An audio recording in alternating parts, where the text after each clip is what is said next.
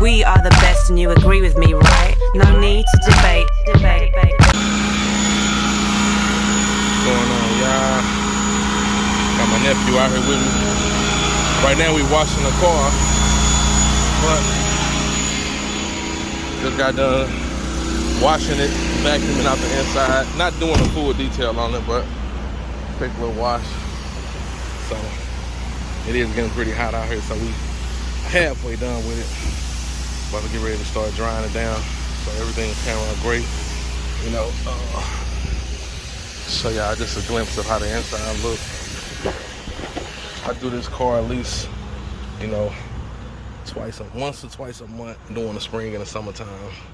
Cleans up very well. Last time I was here, I actually full interior detailed it. This time I just vacuumed it down and wiped down everything. So then I'm gonna head up and get ready to clean an area rug here. So about to get ready to pull my hoses in. Got my machine there, and I got an area rug inside to clean. So show you how that's set up. So as you can see, van all the way down there.